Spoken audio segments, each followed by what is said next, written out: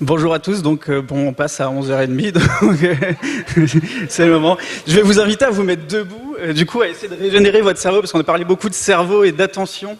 Et du coup, mettez-vous debout s'il vous plaît, et on va essayer de faire un petit afflux de sang dans le cerveau, parce que j'ai pas de bonbons à vous distribuer. Alors du coup, je vous demanderai de faire un peu de flux sur vos têtes, comme ça, juste pour régénérer. Déjà on est debout, ça fait du bien, on a le droit de s'étirer. Et puis rapporter un peu de sang au cerveau, ça va vous faire du bien. Essayez d'être attentif pendant les 3 quarts d'heure qui viennent. Merci. Vous pouvez vous rasseoir. Et vous pouvez vous rasseoir.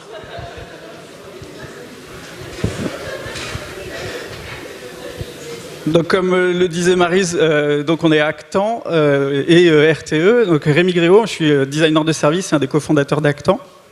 Et donc mon métier est essentiellement d'accompagner des entreprises dans leur transformation et dans leurs innovations. Et donc je vais rapidement laisser la parole à Grégory pour qu'il nous raconte un petit peu comment ça se passe de l'intérieur chez RTE, au studio, avec du coup cette volonté de transformer les métiers et de faire participer, d'embarquer l'ensemble des collaborateurs dans leur démarche.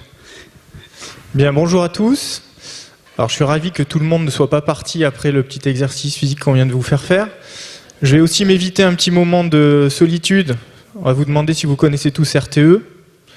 Donc, ce que je propose, c'est qu'on passe directement à la première slide dans laquelle il y a une petite vidéo de présentation sur laquelle on pourra revenir juste après. Merci Rémi. Regardez bien cet électron.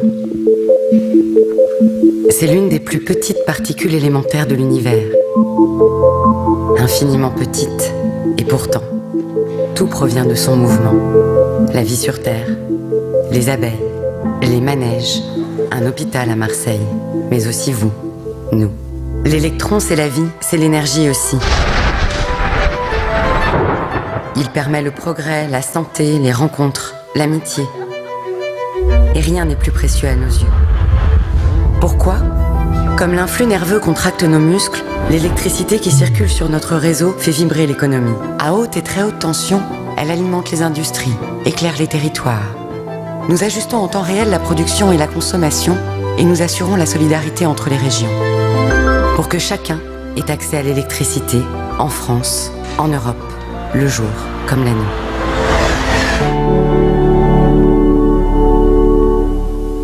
Observez maintenant l'alphabet numérique. Ce langage en apparence simple et binaire. En quelques années, il a bouleversé notre façon de communiquer, de nous informer, de travailler. Il a réinventé aussi le transport de l'électricité. Imaginez. Il suffit d'une seconde pour que les vents de la mer du Nord éclairent cet hôpital à Marseille. Mais il suffit aussi d'une seconde pour que le vent cesse. Une seconde où tout peut basculer.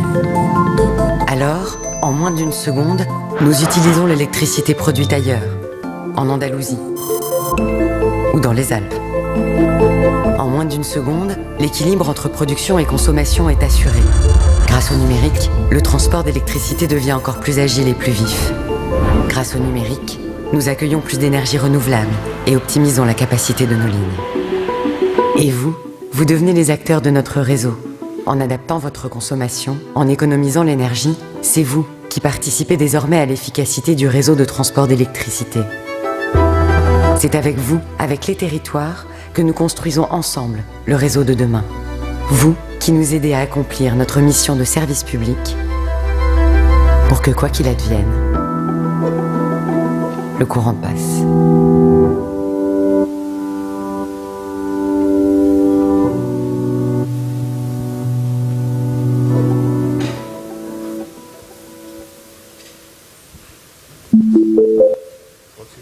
Une fois, ça suffira, je pense. Alors, donc maintenant que vous avez compris qu'on est un acteur central du monde économique, parce que finalement, sans RTE, sans le réseau de transport d'électricité, il y aurait une activité économique, forcément, mais elle serait peut-être pas au niveau de ce qu'on connaît aujourd'hui. Donc, quelques chiffres, juste, je ne vais pas vous bassiner avec des métriques. C'est juste, finalement, retenir que RTE, elle est investie en base par des missions de service public. Et finalement, le service est vraiment au cœur de notre activité de tous les jours. On a vu, il faut qu'on assure en temps réel l'équilibre entre l'offre et la demande d'électricité pour faire en sorte qu'on ait un bel éclairage, du son, un micro qui fonctionne ici. On est aussi là pour rendre service aux pêcheurs, éviter de l'électriser quand ils pêchent sous une ligne électrique. Vous avez vu que notre patrimoine, ce sont des pylônes, des transformateurs, des choses très capitalistiques. Et donc finalement, on est une entreprise qui a quelques dizaines d'années, vu qu'on est une émergence de l'EDF, comme on aimait à le dire dans les années 60. Et finalement, on est vraiment sur rendre service aux autres à travers l'équilibre offre-demande, le fait de bien dimensionner un réseau, le fait de ne pas électriser les gens. Et ça, c'est quelque chose qui nous a finalement façonné très très longtemps. Et on peut directement passer à la slide suivante. Merci Rémi. Où pendant très longtemps, on a eu le culte de l'ingénieur roi. Donc on a eu... alors je parle d'une époque que je n'ai pas forcément connue dans l'entreprise, mais on était recrutés principalement parce qu'on sortait d'une grande école. Donc ça fait le parallèle avec ce qui a été dit juste avant en conclusion de la conférence précédente, où on misait tout sur le fait que quelqu'un qui sort de Supélec, forcément, il savait dimensionner un réseau électrique, il savait engager des collaborateurs avec lui dans sa mission de management, et puis vu qu'il était un ingénieur, il pouvait aussi bien faire du RH, il pouvait très bien travailler dans des fonctions corporate, et en gros, on est dans une passe où on évolue complètement. Le petit film qu'on a vu juste avant montre que RTE, donc le réseau de transport d'électricité, est dans une phase profonde de transformation. Et en misant uniquement sur ses compétences historiques, c'est pas comme ça qu'on va arriver à transformer l'entreprise. Aujourd'hui, si je fais le parallèle avec la question sur les élections européennes, l'attente sociétale en termes d'énergie, elle a beaucoup évolué. On voit très bien que Europe Écologie Les Verts, qui arrive sur le podium aux dernières élections, c'est quelque part une nouveauté. L'attente autour du nucléaire, l'attente autour finalement de l'intégration des réseaux. On veut toujours plus de smart quelque chose, et finalement le réseau électrique, il se doit aussi d'être smart. Donc ça fait partie des choses qui conduisent à devoir se transformer. On a une régulation européenne qui change énormément et qui nous conduit également à revoir tous nos processus. Et puis finalement, toutes nos métriques historiques, quand on développait une ligne électrique historiquement, c'était parce qu'on savait que la consommation allait croître de 3% par an dans telle zone, etc. C'était très déterministe. On n'était pas câblé pour un monde volatile, incertain, dans lequel il y a finalement tout à revoir et où il faut qu'on passe d'une approche déterministe pure à une approche probabiliste. Et cette approche probabiliste, elle passe par finalement le fait de s'ouvrir à de nouvelles compétences. Alors là, on peut vous montrer, et puis je passerai la parole à Rémi pour qu'il vous explique un peu plus ce qu'il y a derrière ce time-lapse. Mais finalement, ça conduit à revoir complètement notre posture en termes de conception des choses. Voilà. On est une boîte d'ingénieurs, 8500 salariés, on va pas dire 8500 ingénieurs, mais en gros, on est persuadé que quand ça fait du feu dans notre tête, à la fin, quand on le donne en main propre à l'opérateur qui doit faire le service ou réaliser une opération, elle fera le même feu que ce qu'on avait dans la tête. Et ce petit atelier qu'on a réalisé avec Rémi a conduit à commencer à travailler sur notre posture en se disant finalement, il n'y a pas que la brillance intellectuelle qui prévaut, on peut faire plein de choses différentes. Rémi, je te laisse peut-être commenter le... Oui, ce qui se passait ici, c'est que en fait, c'est un des premiers ateliers sur lesquels on a travaillé sur le studio et le futur du coup de cette démarche d'engagement des collaborateurs dans le changement, dans la transformation chez RTE. Et l'idée, c'était du coup de mettre finalement déjà de co-créer le studio avec les équipes qui allaient le porter et donc elles-mêmes d'en faire les premiers ambassadeurs, de leur faire incarner cette démarche et donc déjà dans un premier temps de finalement agir, se mettre en action, réaliser et formaliser les choses. Là, on travaillait sur l'expérience d'accueil de ce qu'allait être le studio, parce que finalement, on allait travailler sur des postures différentes, sur une vision de la transformation des métiers. Et on est en train de créer un ovni par rapport à ce qu'est RTE et à ce que vivent les collaborateurs au quotidien. Et l'enjeu étant d'embarquer l'ensemble des collaborateurs, du coup le point de départ était de finalement créer les ambassadeurs et dont Grégory faisait partie ce jour-là et qui porte aujourd'hui le studio chez RTE. Voilà. Donc en fait... Une posture qui est très intéressante et sur laquelle finalement le partenariat qu'on a avec Actan nous a un peu chatouillé, voire même franchement ébranlé, c'est que il fallait savoir se tromper vite. Je fais toujours le parallèle avec le fait qu'on soit une boîte d'ingénieurs qui aime bien quand tout est câblé de A jusqu'à Z, y compris quand on est dans un projet à 10 ou 15 ans, on veut savoir la couleur de l'écrou, de la vis de 4 qu'on va mettre sur un pylône. Finalement, d'arriver à se tromper rapidement, ça permet de gagner beaucoup de temps et beaucoup d'argent. Et pourquoi l'argent? Alors, on est une entreprise peut-être un peu particulière parce qu'on est dans un monde régulé, mais pour autant, vous l'avez vu dans le premier slide, on investit pas loin d'1,3 milliard tous les ans sur notre réseau, et donc on se doit d'investir le bon euro au bon moment. Parce que si on ne l'investit pas au bon moment et au bon endroit, on a une commission de régulation de l'énergie qui va venir nous taper sur les doigts en nous disant qu'on n'est pas efficace. Et finalement, on passe d'une méthode très procédurée, très projet, à des ovnis comme celui-ci, dans lequel il y a une croyance de l'entreprise. Finalement, le management de l'entreprise a promu le fait de mettre un ovni dans les projets de RTE en disant finalement on va créer un lieu qui accompagne des salariés pour regarder RTE déjà d'une manière différente, c'est-à-dire qu'on va aller aussi voir ce qui se passe à l'externe avec des startups qui sont des faiseurs du monde de l'énergie, avec des méthodes différentes. Voilà, d'aller demander à un opérateur de maintenance ce qu'il pense d'un nouveau service, d'un nouveau processus ou d'une nouvelle manière de faire, c'est complètement nouveau, parce que historiquement c'était la tête réfléchie et puis les jambes font. Là c'est un peu l'inverse, on demande aux pieds de réfléchir et ça demande vraiment un basculement dans la manière d'interagir avec les salariés de l'entreprise. Et je voulais rajouter aussi que, en tant qu'ambassadeur aussi, tu es venu chez nous pendant plusieurs semaines, plusieurs mois, je crois, collaborer sur des projets, aller chez Michelin, je vois Jean-Philippe là-bas, du coup, travailler sur des projets avec Michelin, travailler sur des projets avec d'autres clients d'Actan, pour finalement aussi s'immerger et pouvoir être lui-même ambassadeur et porteur finalement de cette démarche, de cette culture, de cette approche différente chez RTE. Hop, je passe à la slide suivante, je sais peut-être pas le bon bouton. Voilà, alors je parlais du sponsorship. Ça c'est la première mouture du studio. Non, là c'est figé, je crois. Les vidéos en... Ah si, non, bien. Merci. En fait, on a eu la carte blanche du top management de l'entreprise pour créer un lieu un peu emblématique dans lequel on pouvait mettre en posture de penser différemment les salariés. Parce que ça, c'était vraiment l'ambition, c'est de se dire, on s'adresse à tous les salariés, et l'objectif, c'est pas qu'ils mènent leur projet en silo, voilà, exactement, de venir les travailler de manière pluridisciplinaire. Et donc, pour faire ça, on a créé des choses un peu décalées, parce que finalement, si on avait fait un lieu avec du mobilier qui était des tables avec 12 chaises autour, un Velleda au tableau, une fenêtre qui donne sur un jardin avec des fausses plantes. Je pense qu'on n'aurait pas réussi notre coup. Là, ce qu'on a réussi, c'est en fait d'embarquer le salarié dans un lieu qui est complètement différent. Donc là, on voit qu'on a conçu une alcôve en carton. Voilà. Pour une boîte d'ingénieurs, faire un truc en carton, ça fait un peu bizarre.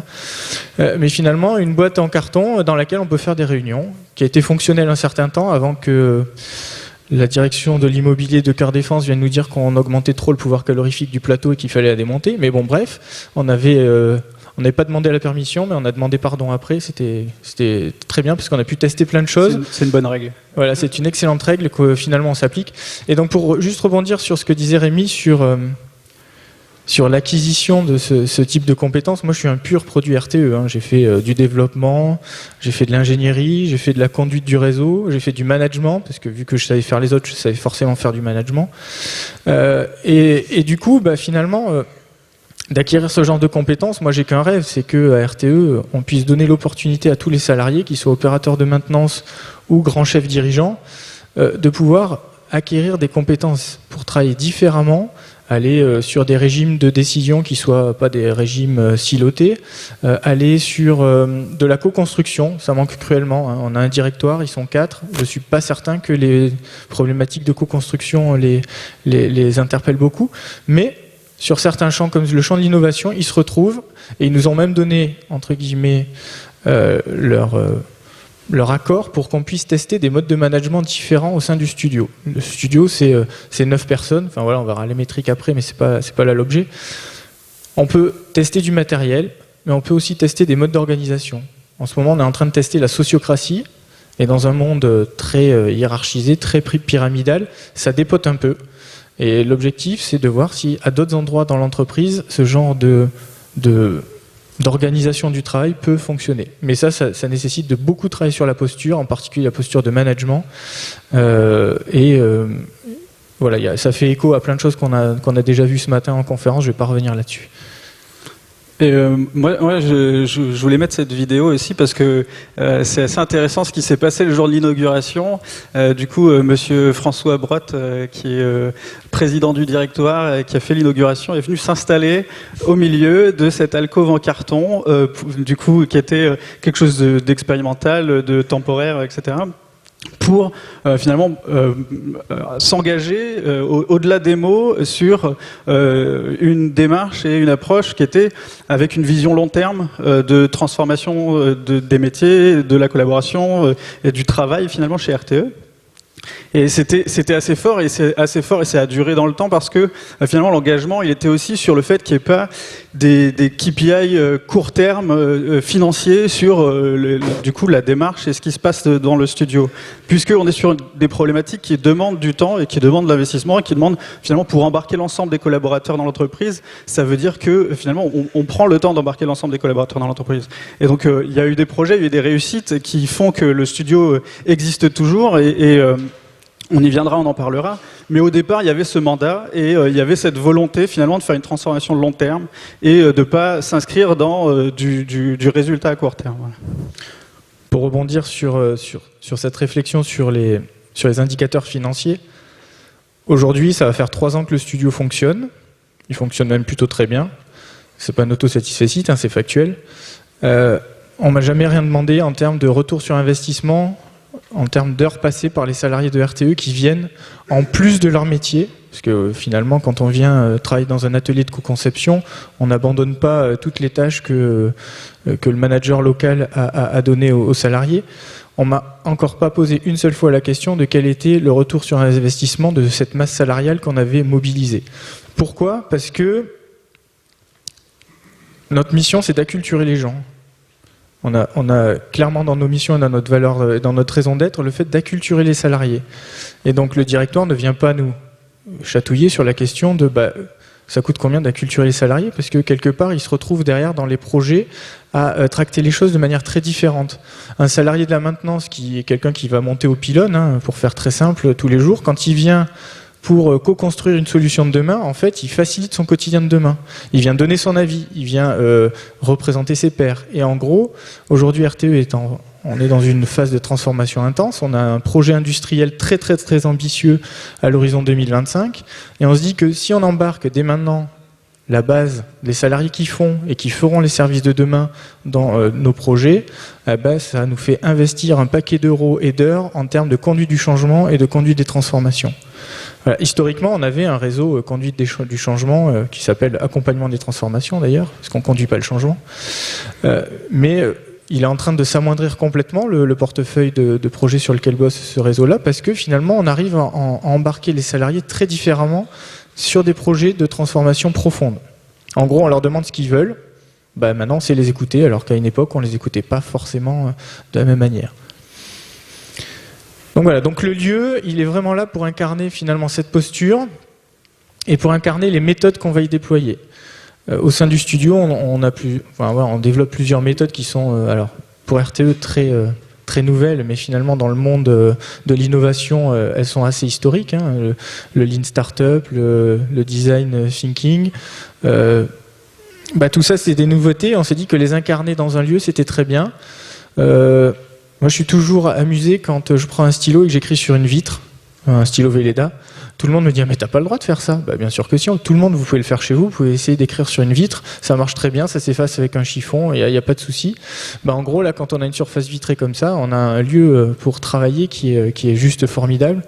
et on a été aussi aidé donc sur la conception de ce lieu par les services donc de Rémi, qui nous ont permis en gros de faire sortir vraiment les gens du cadre.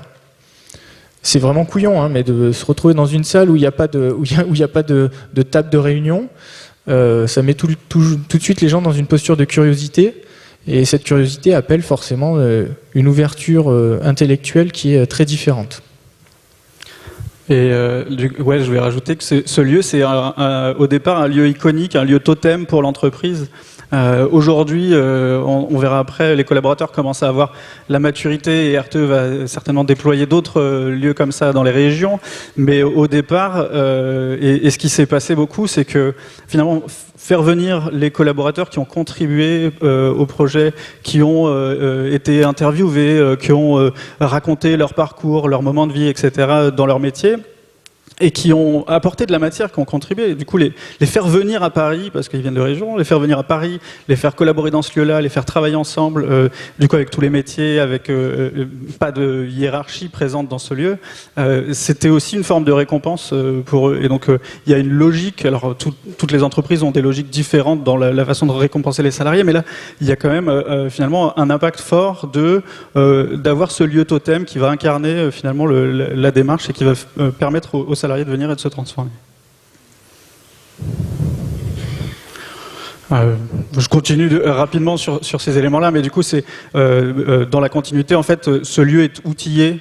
Finalement, il y a des mobiliers qui permettent de créer un amphithéâtre de manière très rapide, et il y a toute la partie, là, j'en parlerai après, d'outils numériques qui vont permettre finalement d'embarquer les collaborateurs sur du long terme et de les faire contribuer et d'avoir finalement un asset de capitalisation de cette donnée de terrain et de la connaissance de terrain de l'ensemble des équipes. Alors, il y a quelque chose qui est important. Tout à l'heure, on a parlé de la pratique et de l'entraînement.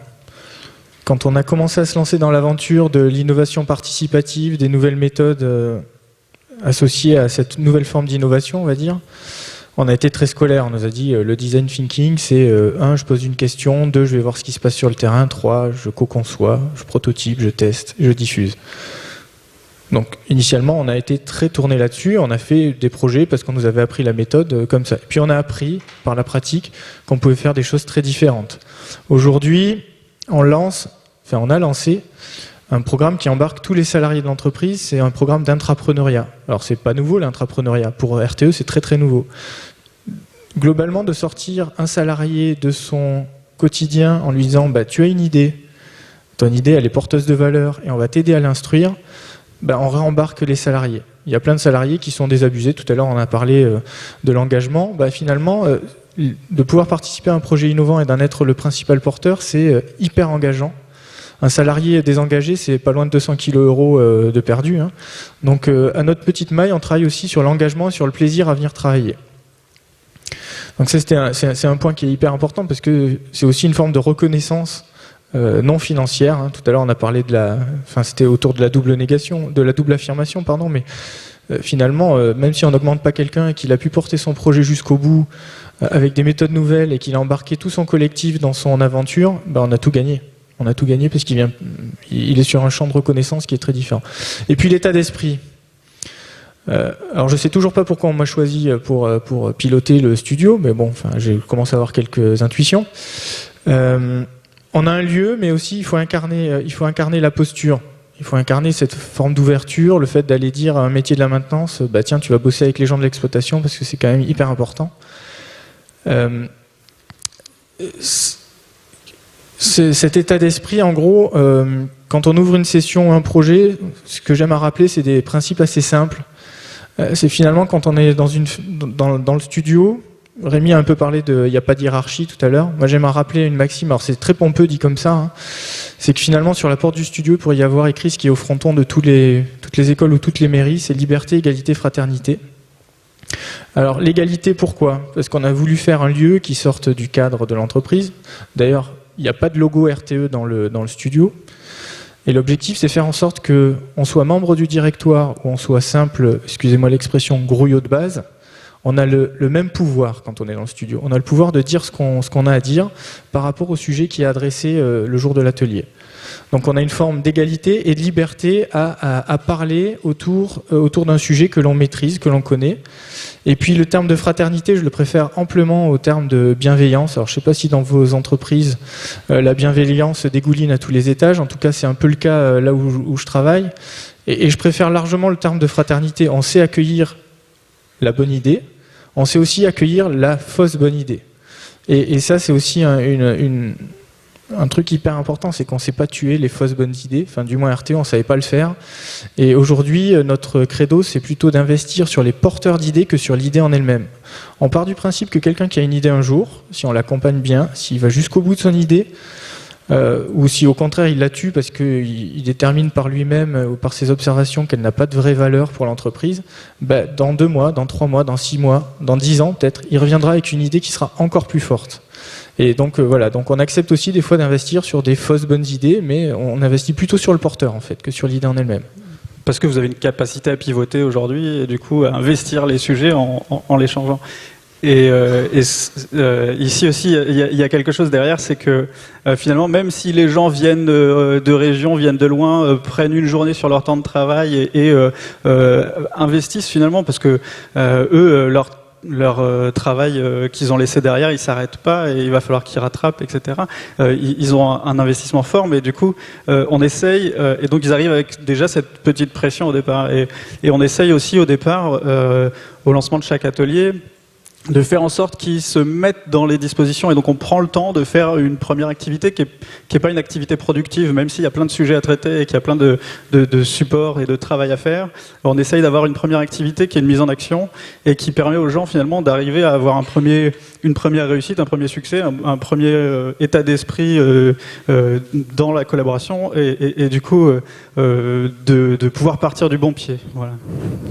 Et pour compléter sur la maxime liberté, égalité, fraternité, c'est hier que ça s'est passé. On avait un très grand directeur qui était dans un temps d'atelier. Donc la posture finalement de je suis l'égal de l'autre et je laisse mon costume de directeur à la porte d'entrée, il l'a complété par efficacité. Parce que finalement, il a bien conscience que ces méthodes où on embarque vraiment les salariés, alors là, il y a un peu de ludique aussi pour faire rentrer les gens dans le jeu de l'atelier et dans le fait de travailler de manière différente, il a bien conscience que ça a de l'efficacité.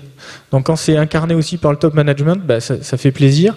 Et ce qui fait encore plus plaisir, c'est quand il y a quelqu'un qui rentre dans un atelier qui vous dit « Toi, tes méthodes, tout ton truc, là, j'y crois pas une seconde. » Enfin, c'est nul, ça fait 20 ans qu'on se casse les dents sur un projet.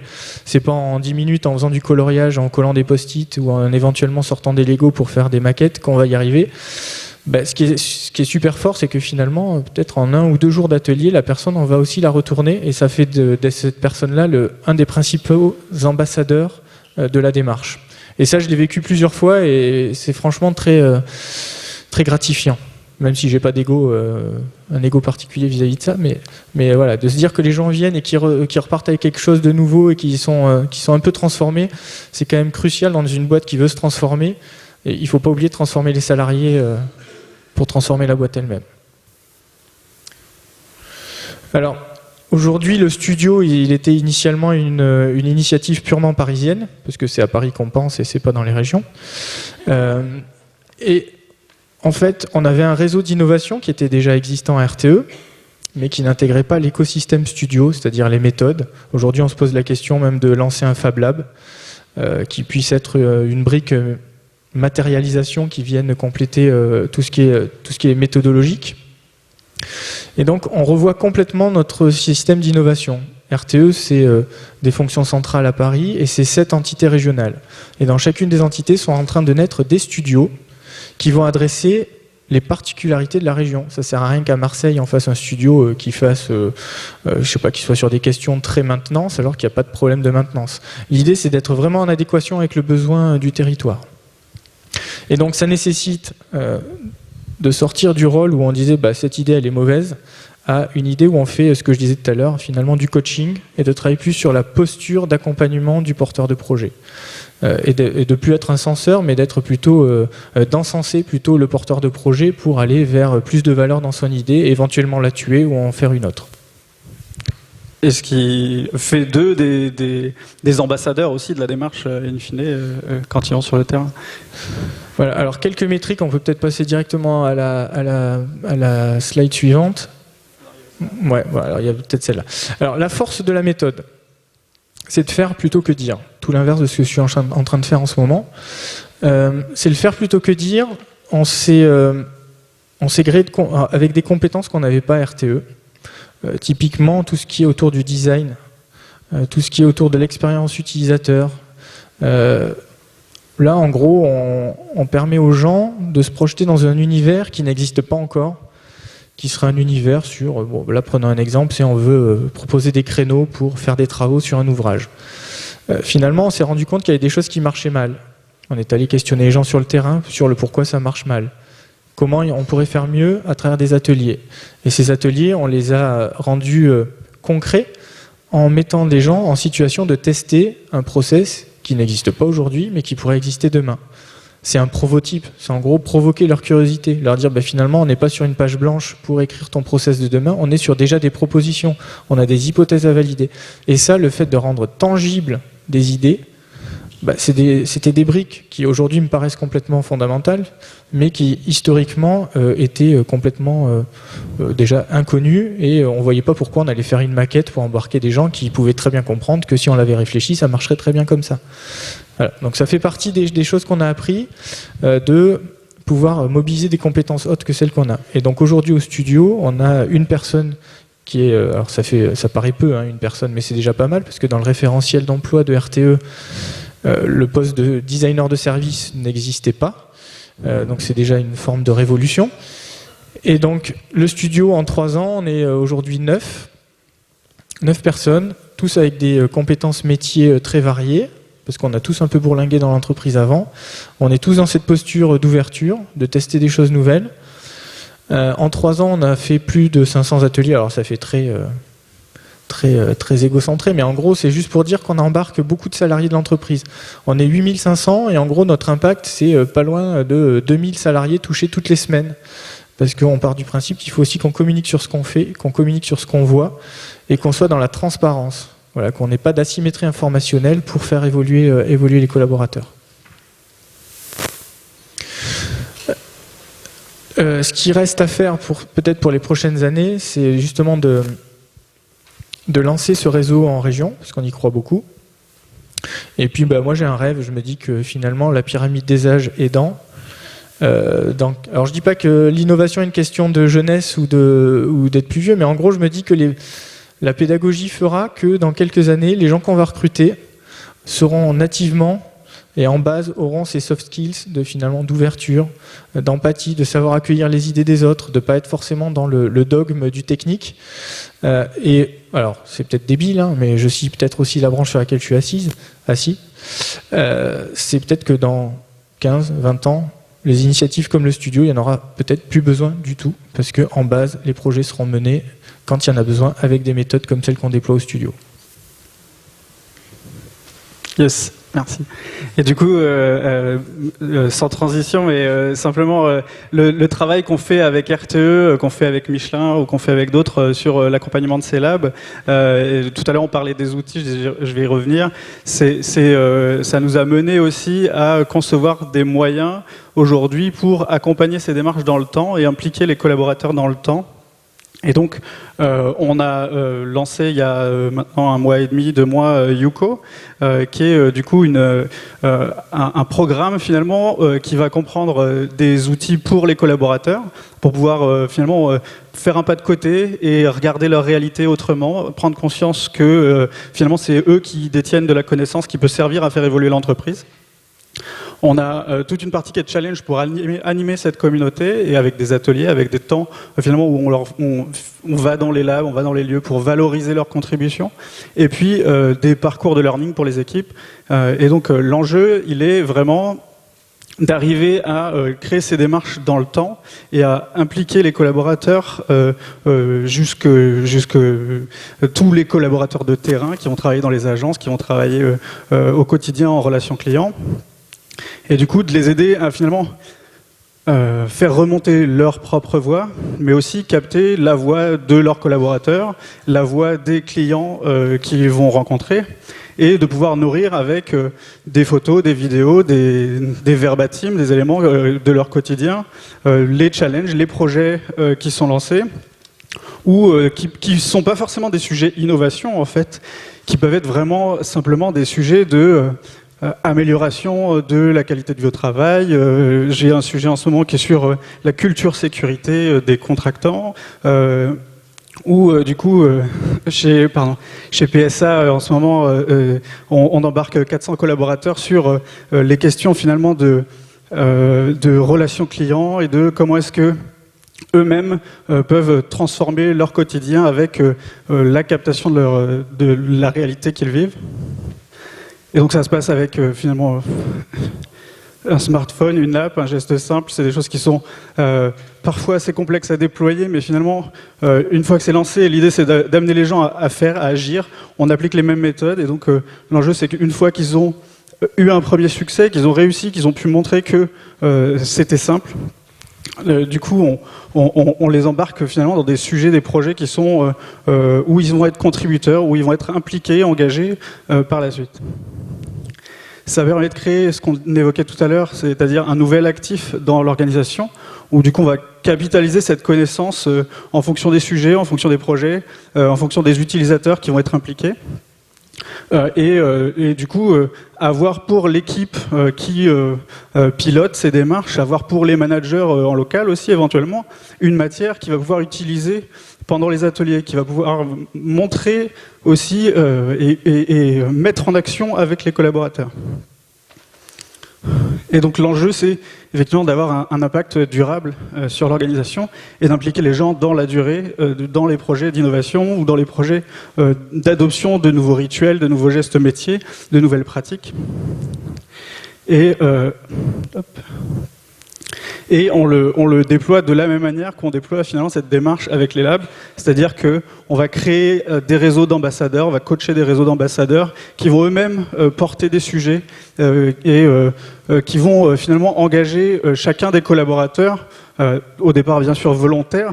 L'enjeu c'est pas dès le premier pas d'embarquer les réticents, mais au contraire de finalement créer des succès, des victoires comme on a pu le faire avec le studio, qui montre aux autres que c'est possible, qu'on peut changer notre environnement proche, qu'on peut apporter des nouvelles solutions et travailler ensemble, quel que soit le niveau, à contribuer à produire finalement ces solutions ensemble.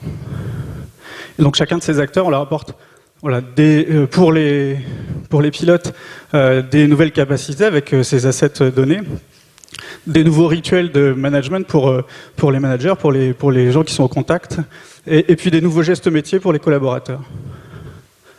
Et donc l'enjeu, c'est à chaque fois d'arriver à faire un premier pilote avec une petite équipe ou une moyenne équipe, comme là 400 personnes, et derrière de pouvoir déployer donc sur les 16 000 collaborateurs qui contribuent au quotidien des clients, à la vie des clients dans les concessions automobiles par exemple.